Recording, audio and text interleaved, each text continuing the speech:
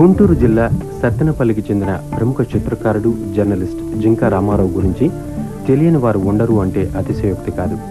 జింకా రామారావు గీసిన చిత్రాలు మన రాష్ట్రం దేశంతో పాటుగా అంతర్జాతీయ స్థాయిలో కూడా ఆయనకు కీర్తి ప్రతిష్టలు సంపాదించి పెట్టాయి.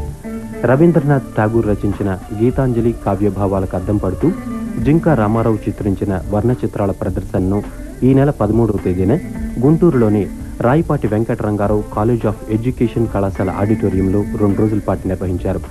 కళాశాల కార్యదర్శి గద్దె మంగయ్య ఈ ప్రదర్శనను ప్రారంభించారు.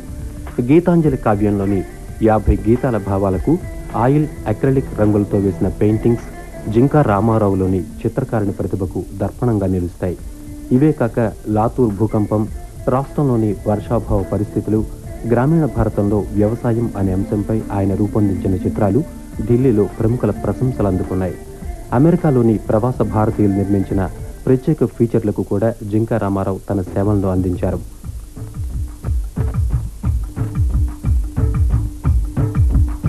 ఈ కార్యక్రమంలో కళాశాల ప్రిన్సిపాల్ డాక్టర్ గుడివాడ ప్రభావతి, పలువురు విద్యార్థులు పాల్గొన్నారు.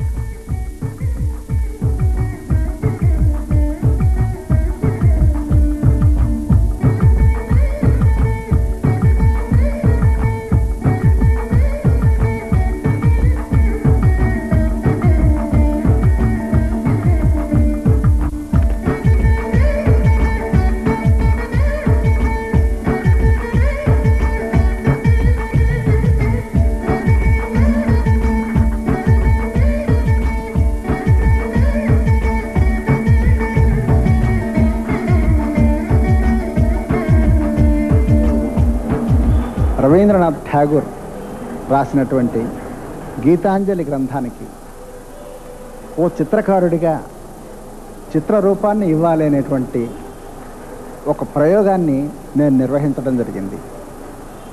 ఇందులో చిత్రకారుడిగా నేను గీసినటువంటి ఈ చిత్రాలన్నింటిలో ఆ గురుదేవులు ఆశించినటువంటి భావనాపరమైనటువంటి ఆత్మ ఇమిడి ఉండాలి అనేటువంటి ప్రయత్నాన్ని నేను చేయడం జరిగింది. మామూలుగా ప్రతి చిత్రంలోనూ ఆ భావ ప్రదర్శనకు సంబంధించినటువంటి రంగుల ఎంపిక, టెక్నిక్ పరంగా ఎంచుకోవడం ఇటువంటి మనం చేస్తూ ఉంటాం మామూలుగా చిత్రకారులు. కానీ ఇందులో నేను ఆ రంగుల పొందికతో పాటు ఆ పొందిక అనే దాని వెనుక ఈ ఆత్మ మాత్రం ప్రతిఫలించాలి అనేటువంటి ఒక అభిప్రాయాన్ని నేను ఆ కృషిని చేయడం జరిగింది. గీతాంజలిలో ఉన్నటువంటి 103 గీతాల్లో అత్యద్భుతమైనటువంటి ప్రచారాన్ని పొందిన నా దేశాన్ని మేల్కొల్పు ప్రభు అనేటువంటి గేయానికి ఇది చిత్రరూపం. ఎక్కడ నిర్భీతితో మనసు స్వేచ్ఛావర్తన వైపు పయనిస్తుందో, ఎక్కడ మానవుడు సగర్వతతో తల ఎత్తుకు తిరిగేనో, ఎక్కడ స్వేచ్ఛావాయు గ్రోలనలో జ్ఞానం విరియునో, ఎక్కడ అడ్డుగోడల ఖండిక కాకుండా దేశం సమిష్టిగా మనగలిగేనో, ఎక్కడ సత్యాంతరాళం నుంచి పలుకు వెలికి వచ్చేనో, ఎక్కడ పరిపూర్ణత కోసం శోధన చేయి చాచి ముందడుగేసేనో, ఎక్కడ ప్రశ్నించే జ్ఞానదీప్తి ఆచారపు టెడారిలో ఇంకిపోకుండా ఉంటుందో, ఎక్కడ నువ్వు కల్పించే ఆలోచన ఆచరణాత్మకమయ్యేనో, అటువంటి స్వేచ్ఛా పరమావధిలోకి ప్రభు నా దేశాన్ని మళ్ళించి మేల్కొలుపు తండ్రి అని ఈ గేయంలో ఆయన కీర్తిస్తారు. సమాజంలోని అందరూ కూడా ఈ చిత్రకళని, ఈ చిత్రాల్లో ఉన్నటువంటి విషయాల్ని, రవీంద్రనాథ్ ఠాగూర్ గారి భావాలని వారు అర్థం చేసుకొని ఆనందించి దాన్ని ఉపయోగపెట్టగలరని చెప్పేసి ఆశిస్తూ ఉన్నాను. చిత్రంలో ఉండేటువంటి భావాన్ని అనేక పదాల్లో చెప్పలేనటువంటి ఆ భావాన్ని ఈ వర్ణ చిత్రాల ద్వారా ప్రదర్శించేటువంటి లలిత కళల్లో ప్రధానమైనటువంటి కళ. గుంటూరు లాంటి పట్టణాల్లో, నగరాల్లో ప్రజాబాహుల్యానికి సాధారణమైనటువంటి ప్రజలకు కూడా, టీచర్స్కి కానీ, డాక్టర్స్కి కానీ, లాయర్స్కి కానీ, ప్రజలకు వీళ్ళందరికీ కూడా ముఖ్యంగా రవీంద్రనాథ్ ఠాగూర్ గీతాంజలికి సంబంధించినటువంటి ఆ గీతాంజలిలో ఉన్నటువంటి భావాలు చదివి అర్థం చేసుకోవటమే కష్టం. అటువంటి భావాల్ని ఉన్నతంగా చిత్రాల్లో మేళవించినటువంటి జింకా రామారావు గారు ఆ మేళవింపుని ఎంత చక్కగా అర్థమయ్యేటట్లు, వాటిని చదువుకుని ఆనందించేటట్లు విధానంలో చిత్రించారు.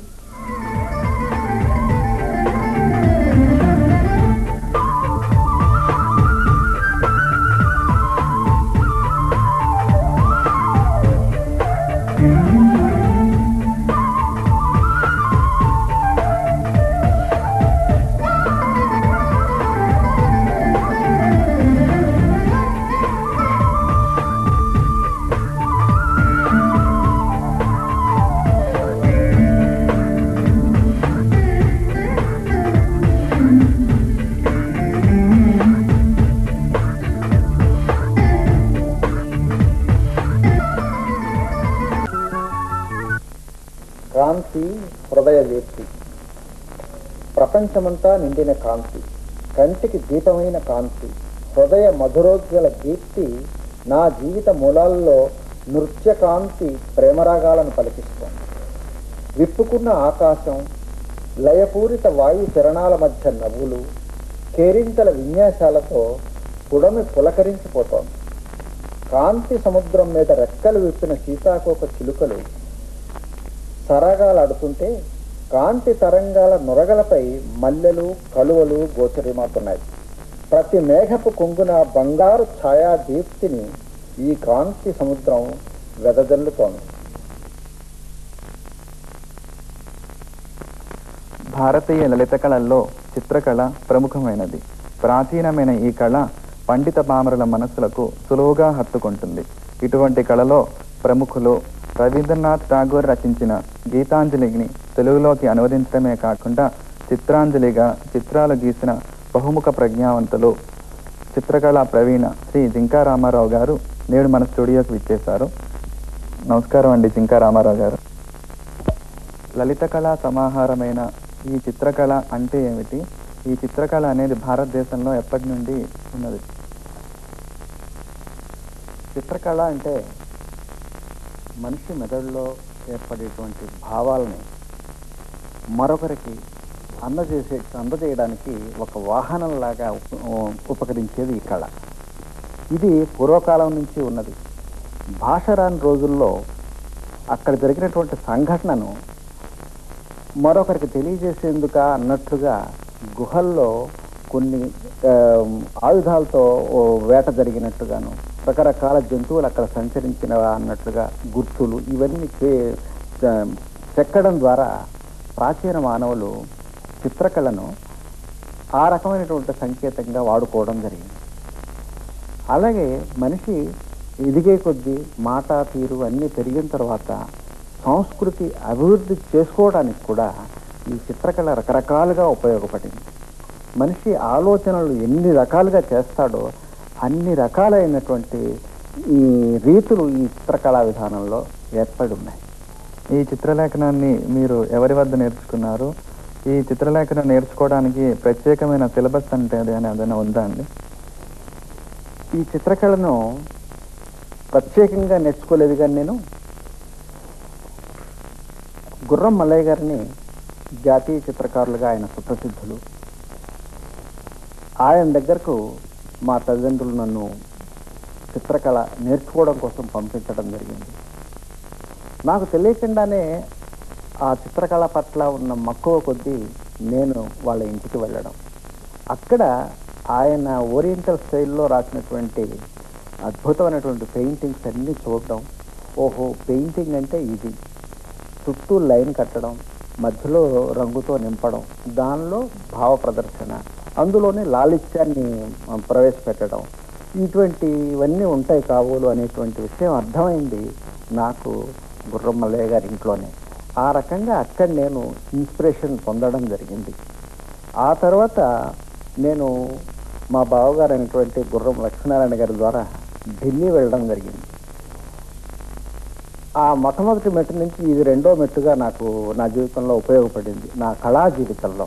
అది ఎలాగంటే మా బావగారు నాకు ఎంఎస్ రణధావే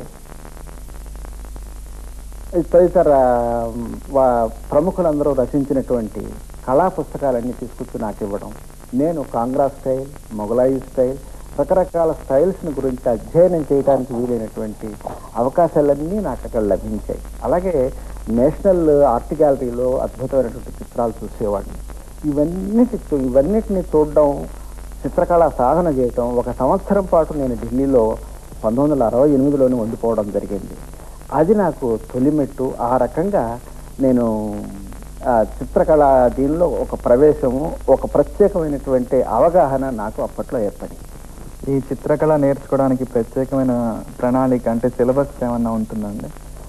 చిత్రకళకు సిలబస్ అంటే మొట్టమొదట ఫండమెంటల్గా పెన్సిల్ స్కెచెస్ అద్భుతంగా వేయటం, దాన్ని మనం ఇష్టంగా సాధన చేయటం. ఈ చిత్రం చక్కగా రావాలి, ఈ చిత్రంలో రంగులు అద్భుతంగా మనం ప్రదర్శించగలగాలి అనేటువంటి ఇష్టంతో మనం చేయడం జరగడమే తప్ప ఈ అర్థంగా ఇలా చేయాలి అనేటువంటి పద్ధతి అంటూ ఏమో. ఆధునిక చిత్రకళ అంటే ఏమిటండి? ఆధునిక చిత్రకళ అంటే పికాసో లాంటి ప్రముఖుడు బయటకు వచ్చిన తర్వాత మాత్రమే ఇది వ్యక్తమైంది తప్ప అంతకుముందు ఇటువంటిది రాలేదు. దీన్ని అబ్స్ట్రాక్టిజం. ఇందులో ఏమిటంటే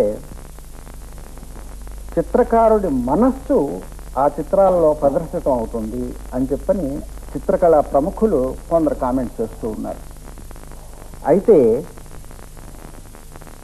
ఓరియంటల్ స్టైల్, సంప్రదాయ శైలిలో మాత్రం ఏ రకమైనటువంటి భావనను చిత్రకారుడు చేస్తాడో ఆ చేసిన భావనను అందులో వ్యక్తీకరించడానికి చేసే ప్రయత్నం సంప్రదాయం. అంటే స్పష్టమైనటువంటి అవగాహన, ఈ భావన ఇలా ఉండాలి అనుకుని ముందుగానే చేయడం. మోడర్న్ ఆర్ట్లో మాత్రం అటువంటిది ఏమీ ఉండదు. అది చిత్రం తయారైన తర్వాత చూసే వాళ్ళ లెవెల్ని బట్టి ఎవరు ఏమి ఎక్స్పెక్ట్ చేస్తే అది అందంగా కనిపించవచ్చు, లేకపోతే కొందరు రంగుల వల్ల ఆకర్షితులు అవుతుంటారు. ఈ రకంగా మేధావులు చెప్పవలసినటువంటి విషయం. అంటే ఆధునిక చిత్రకళ అనేది ఒక స్థాయికి సంబంధించిన ప్రేక్షకులకి మాత్రమే అందుతుందండి? అవునండి, అది ఒక స్థాయికి సంబంధించినటువంటి వాళ్ళకి. పామరులు ఇటువంటి వాళ్ళు ఆధునిక కళను ఎంజాయ్ చేయలేరు అనేది నా అభిప్రాయం. భారతీయ ప్రాచీన చిత్రకళకి ప్రస్తుతం ఉన్న ఆధునిక చిత్రకళకి ఏదైనా వ్యత్యాసం అన్న ఉన్నదా? వ్యత్యాసం చాలా ఉందండి. భారతీయ ప్రాచీన చిత్రకళ వల్లనే ఇవాళ శిల్పకళ కానివ్వండి, లేకపోతే నాట్యం కానివ్వండి, సంగీతం కానివ్వండి, ఇవన్నీ కూడాను అందులో నుంచి రకరకాల పాయలుగా వచ్చిందండి. ఇది ఒక సంప్రదాయపు ఇది. అయితే ఇటువంటి సంప్రదాయ పద్ధతి మనం స్పష్టంగా దీని రీతులు ఇవి, లేకపోతే సంగీతంలో చెప్పినట్టుగా ఈ రాగం ఇది, దీనికి ఈ లయబద్ధం ఇది అనేటువంటి చెప్పగలిగే ఇది స్పష్టంగా చెప్పేటువంటిది మోడర్న్ ఆర్ట్లో ఉండదండి. ఆ ఆర్టిస్ట్ యొక్క ఆ అభినవేశం, ఆ రంగుల పొందిక, ఇటువంటి వాటిని బట్టి ఆ చిత్రాలలో దృశ్యం ప్రదర్శితమవుతూ ఉంటుంది. చూసే వాళ్ళ మేధస్సును బట్టి కూడా దాని యొక్క విలువ ఇవన్నీ కూడా అంచనా వేయడం జరుగుతుంది.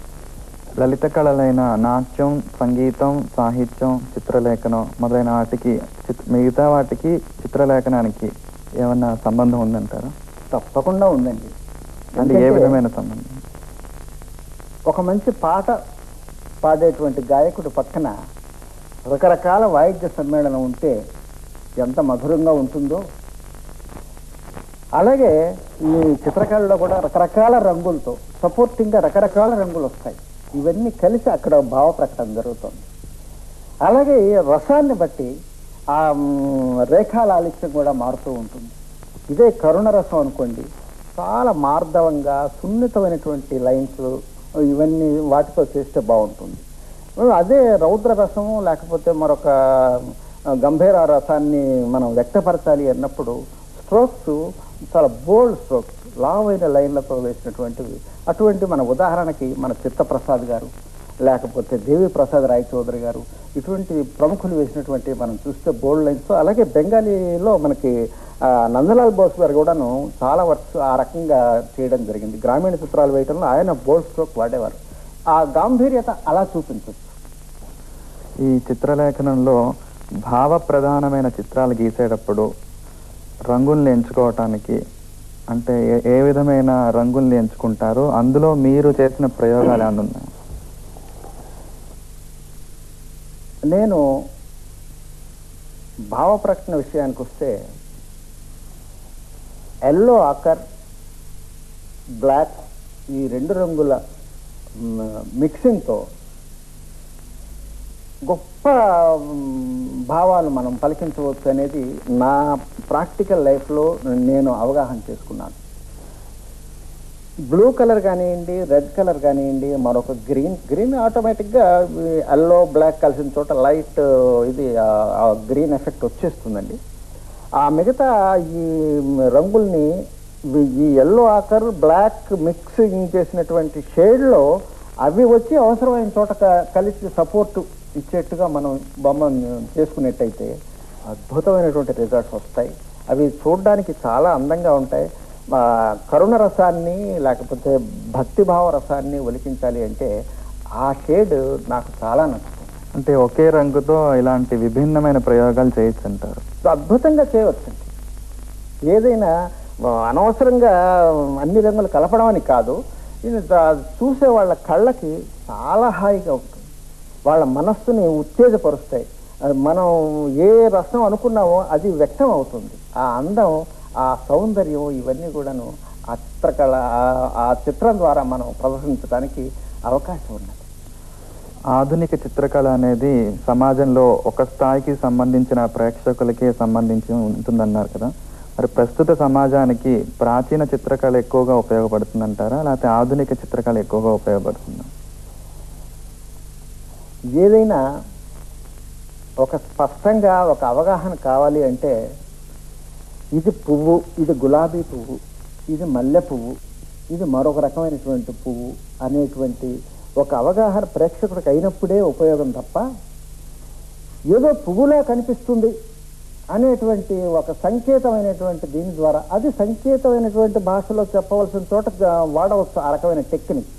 అయితే ప్రత్యేకంగా ఆధునిక కళ పేరుతో ఏదో గీసి ఇది మల్లె పువ్వనో లేకపోతే ఇది ఒక మరొకటనో దానికి ఒక పేరు పెట్టి టైటిల్ పెట్టి మరి దాన్ని చూడండి అంటే అదంత సబబు కాదనేది నా అభిప్రాయం. మీరు ఇప్పటిదాకా ఎన్ని ప్రదర్శనలు ఇచ్చి ఉంటారండి?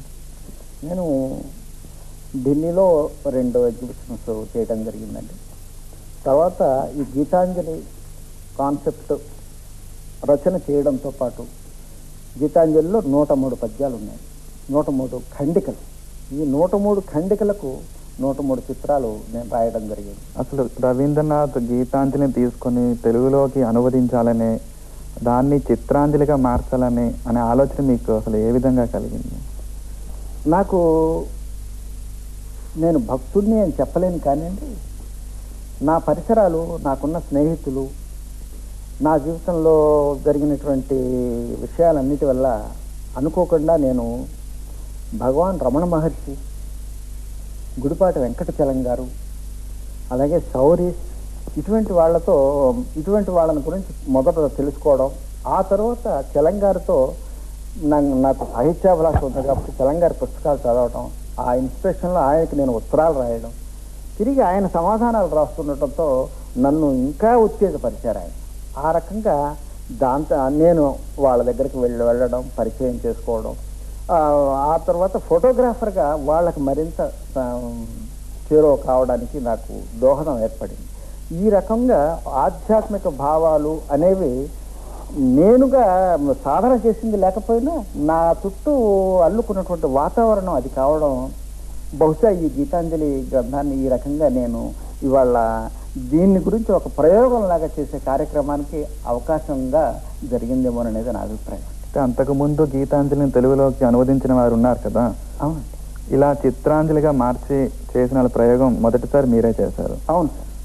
అందుకు మీరు అసలు అంశాలు ఎక్కువగా ఏవి ప్రభావితం చేశాయి రవీంద్రుని గీతాంజలిలో అంశాలు? ఆ రవీంద్రుని గీతాంజలి అంటే, రవీంద్రుని గీతాంజలి అంటే ఇది ఒక కథ కాదు, ప్రతి ఖండిక ఒక్కొక్క భావన, భగవంతుడికి భక్తుడికి మధ్య జరిగినటువంటి ఆ మానసిక సంఘర్షణ. ఇందులో ఇద్దరు విరహపడతారు, భక్తుడు భగవంతుడి కోసం విరహపడతాడు, భగవంతుడు కూడా భక్తుడి కోసం విరహపడతాడు. అదే ఈ గీతాంజలిలో ప్రత్యేకత. ఆయన వీడి కోసం, భక్తుడి కోసమే ఈ ప్రకృతి అంతా ఏర్పాటు చేశాడు. ఈ నీళ్లు, ఈ గాలి, ఈ క్లౌడ్స్, ఇటువంటి అద్భుతమైనటువంటి దృశ్యాలన్నీ ఏర్పాటు చేసి ఈ ప్రకృతికి నువ్వు వారసుడివి అని చెప్పని మానవుణ్ణి ఈ భూలోకంలో సృష్టించాడు అని చెప్పని ఠాగూర్ రాస్తాడు. ఈ రకంగా సౌందర్యారాధనతో పాటు అద్భుతమైనటువంటి ఒక ఊహాలోకాల్లోకి మనకు తీసుకెళ్ళి, దేవుడు నాకు సహచరుడు, దేవుడు ఎక్కడో లేడు, నా దగ్గర ఉన్నాడు, నాతో ఉంటున్నాడు అనేటువంటి భావనని కలిగిస్తుంది గీతాంజలి. ఈ గీతాంజలిని ఎన్ని చిత్రాలుగా మీరు చిత్రించారు? గీతాంజలిని మొత్తం 103 ఖండికలు, 103 చిత్రాలు రాయడం జరిగిందండి.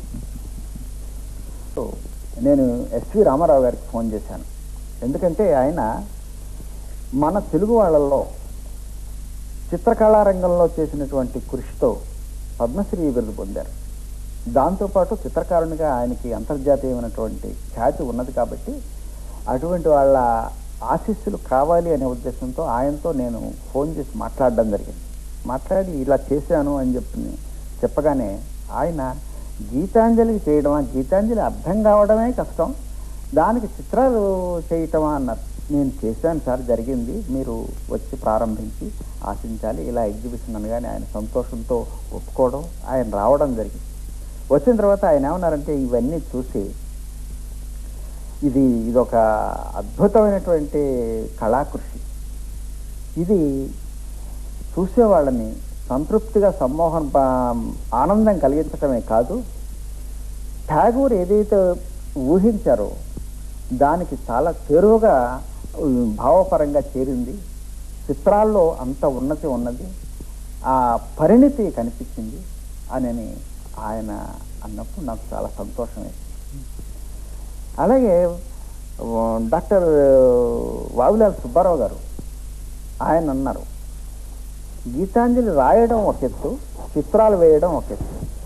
ఈ రెండు రకాల రైళ్ళు పక్కపక్క పట్టాల మీద వెళ్తూ ఉంటే చిత్రంగా సంతోషంతో మనసు కలిసిన ఇద్దరు ఆ రెండు రైళ్లలోని వాళ్ళు షేక్ హ్యాండ్ ఇచ్చుకోవటం లాగా ఈ కార్యక్రమం జరిగింది అంటూ నన్ను ప్రోత్సహించి ఆశీర్వదించారు. ఈ చిత్రాంజలి వల్లే ఇంకా ఏదైనా మీరు ప్రయోగాలు చేశారా? నేను ఇంకా ఆంధ్రప్రదేశ్లోని గ్రామీణ వాతావరణం మొత్తం నేను బాగా తిరిగాను, అవకాశం నాకు వచ్చిందండి. విశాఖపట్నం దగ్గర నుంచి అటు తమిళనాడు వరకు, అటు హైదరాబాద్ ప్రాంతం, రకరకాల ఫీచర్స్ ఎట్లా ఉంటాయి, తెలంగాణ ఫీచర్స్ ఎలా ఉంటాయి, అలాగే కోస్తా ఆంధ్రాలో ప్రజల ఫీచర్స్ ఎలా ఉంటాయి, ఇవన్నీ అధ్యయనం చేసి రైతుల సబ్జెక్ట్ తీసుకుని ఒక 25 చిత్రాలు ప్రత్యేకంగా ఫార్మర్స్ వ్యవసాయం అనేటువంటి సబ్జెక్ట్ మీద నేను చేయడం జరిగిందండి. మీరు ఈ కళారంగంలో అప్పటి నుండి ఇప్పటి వరకు ఈ చిత్రకళా రంగంలో అప్పటికి ఇప్పటికీ ఏమన్నా వ్యత్యాసాలు గమనించారా? ఎటువంటి మార్పులు చిత్రకళా రంగంలో? చిత్రకళా రంగంలో వ్యత్యాసం అంటే నా వరకు నాకు ఎందుకంటేనండి, నేను పెద్దగా హైదరాబాద్ లాంటి సిటీకి వెళ్ళి ఎగ్జిబిషన్స్ చూడడం ఇటువంటివి మొదట జరగలేదు. కానీ మొదట అంతా నా లైఫ్ అంతా స్కెచెస్, ల్యాండ్స్కేప్స్ ఇటువంటి వాటి మీద జరిగింది.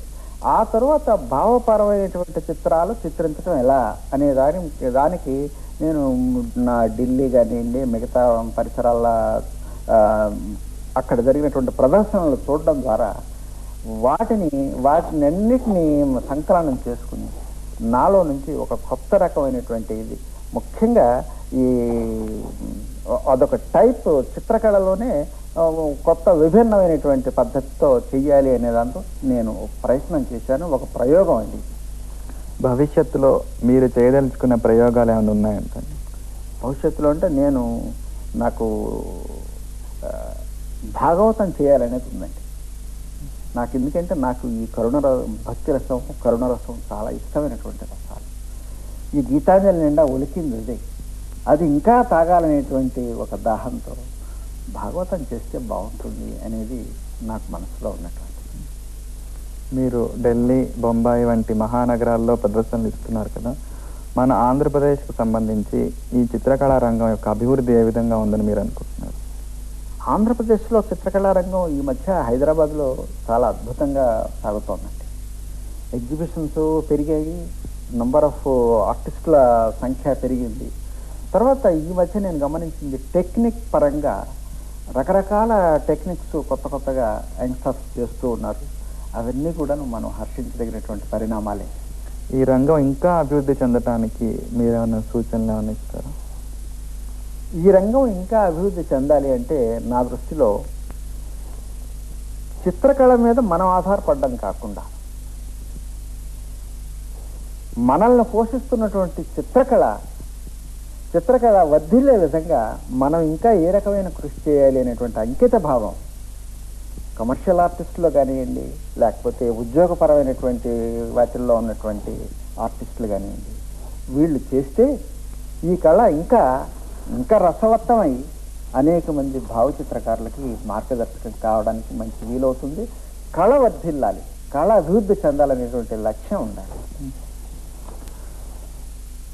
ఈ చిత్రకళ రంగం నుంచి ప్రముఖంగా ఈ గీతాంజలిని తెలుగులోకి అనువదించారు కదా, ఆ చిత్రాంజలి గురించి మా ప్రేక్షకులకి కొంచెం విపులంగా తెలియజేస్తారు. గీతాంజలి గురించి, గీతాంజలికి చిత్రాంజలి అంటే, గీతాంజలిలో ఒక భావన చెప్తారు ఠాగూర్.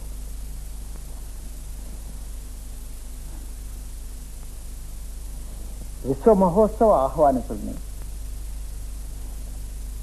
సఫలం నా జీవితోత్సవం, ఆడిపాడి ఉత్సవాన నాదు పాత్ర నెరవేర్చింది, అంతరాన ప్రవేశించి అసలు రూపు దర్శించి మౌన ప్రణామానికై వేడుకొందు నీ ఆనతి అని ఒక గేయంలో అంటారు.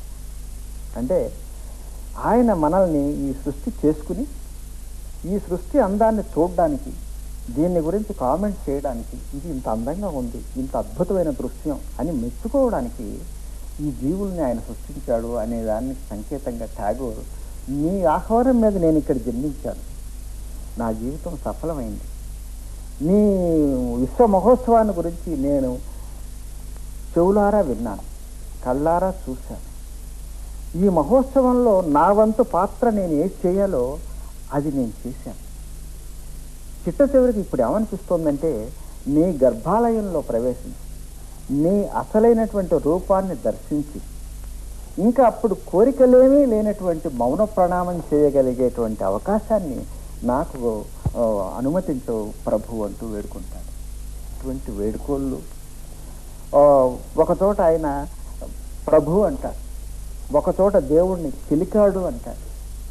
ఈ రకంగా రకరకాలుగా తన చుట్టూ దేవుణ్ణి, మన చుట్టూ దేవుడు ఉన్నాడు అనేటువంటిది మనకు తెలియజేస్తూ ఇదిగా ఉంటుంది. తర్వాత గీతాంజలి చదివిన వాళ్ళకి ఒక వారం రోజుల వరకు ఇటువంటి ఇది ఉంటుంది అంటే ఆలోచన, ఇది తమ చుట్టూ దేవుడు ఉన్నాడని, ఈ తన కళ్ళ ముందు కనిపించేటువంటి ప్రకృతి అంతా కూడా దైవ సృష్టి అని ఒక అద్భుతమైనటువంటి శాంతిపదమైనటువంటి ఆలోచనని రేకెత్తిస్తుంది. ఇది మాత్రం వాస్తవం. ఇలాంటి ఉన్నతమైన భావాల్ని చిత్రాంజలి పేరిట మీరు చిత్రాలుగా అవునండి చిత్రించారు కదా, బాగుందండి. ఈ చిత్రకళ అనేది సమాజానికి ఉపయోగపడుతుందని బాగా చెప్పారు కదా. సమాజాన్ని ప్రస్తుతం పీడిస్తున్న సమస్యల్ని ఈ చిత్రాల ద్వారా సామాజికులు కూడా, అంటే పామరులకు కూడా తెలియజేసే విధంగా చిత్రాలు గీయవచ్చా? వారికి సులువుగా అర్థమయ్యేటట్టు ఈ చిత్రాలను గీయటం జరుగుతుంది. ఆ రకమైనటువంటి చిత్రకళ చాలా సఫిషియెంట్గా జరుగుతుందండి. ఎందుకంటే ఇప్పుడు నేను చేసింది ఆధ్యాత్మికపరమైనటువంటి అంశం, ఇదొక విభాగం. అలాగే ప్రజల సమస్యలు తీసుకుని నేను లాతూర్ భూకంపం వచ్చినప్పుడు కానివ్వండి, లేకపోతే గత 2 సంవత్సరాల క్రితం మన ఆంధ్రప్రదేశ్లో జరిగినటువంటి వర్షాభావ పరిస్థితుల్ని వాటన్నిటికీ అద్దం పెట్టే విధంగా నేను పెయింటింగ్స్ చేయడం జరిగింది. ఆ రకంగా అవి చేయడం ద్వారా చిత్రకారుడు తన తపన తీర్చుకోవడమే కాకుండా ఎంతో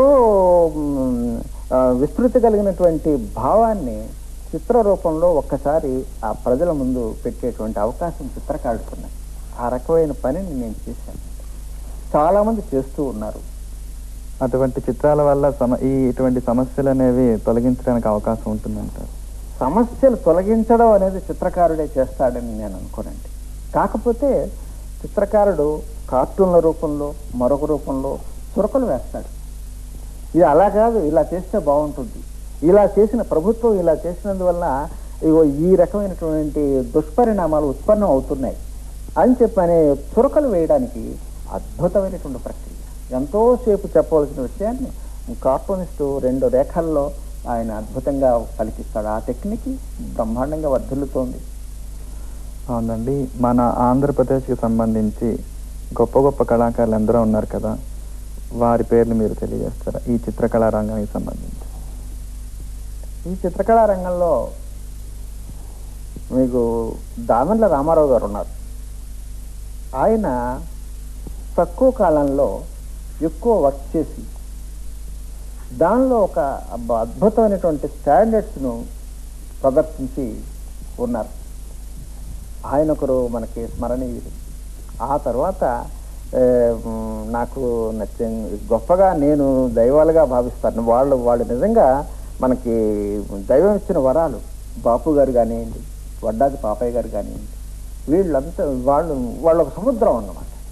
అటువంటి కళాకారులు మనకు తెలుగులో అద్భుతంగా ఉన్నారు. అలాగే మనం అటు తెలంగాణ సైడ్ వెళ్తే రాజయ్య గారు ఆ అద్భుతమైనటువంటి గ్రామీణ శైలి ఆయన చిత్రాల్లో ప్రస్ఫుటం అవుతుంది.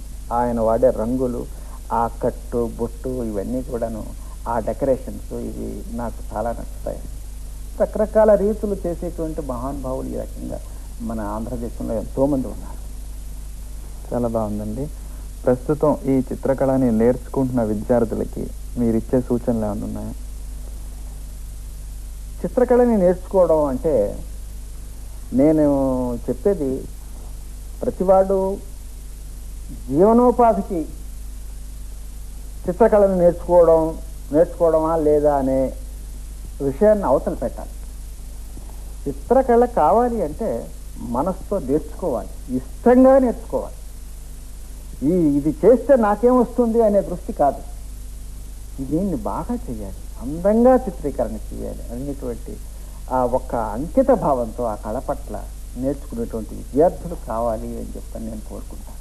చాలా బాగుందండి. రవీంద్రనాథుడు రచించిన గీతాంజలిని చిత్రాంజలిగా మార్చి ప్రపంచంలోనే మొట్టమొదటిసారిగా ఇటువంటి ప్రయోగం చేసిన శ్రీ జింకా రామారావు గారితో మాట్లాడి వారి యొక్క అనుభవాల్ని తెలుసుకున్నాము. ఇటువంటి ప్రయోగాలను మరలా చేసి మన తెలుగు జాతి ఖ్యాతిని దశ దిశలా వ్యాప్తి చెందించాలని కోరుకుంటూ సెలవు తీసుకుంటున్నాం. ఎక్కడ నిర్భీతితో మనస్సు స్వేచ్ఛావర్తన వైపు పయనిస్తుందో, ఎక్కడ మానవుడు సగర్వతతో తల ఎత్తుకు తిరిగేనో, ఎక్కడ స్వేచ్ఛావాయు ద్రోలనలో జ్ఞానం విరియునో, ఎక్కడ అడ్డుగోడల ఖండిక కాకుండా దేశం సమిష్టిగా మనగలిగేనో, ఎక్కడ సత్యాంతరాల నుంచి పలుకు వెలికి వచ్చేనో, ఎక్కడ పరిపూర్ణత కోసం శోధన చేయి చాచి ముందడుగేసేనో, ఎక్కడ ప్రశ్నించే జ్ఞానదీప్తి ఆచార క్రీడారిలో ఇంకిపోదో, ఎక్కడ నువ్వు కల్పించే ఆలోచన ఆచరణాత్మకమయ్యేనో, అటువంటి స్వేచ్ఛా పరమావధిలోకి ప్రభు నా దేశాన్ని మళ్లించి మేలుకొల్పు తండ్రి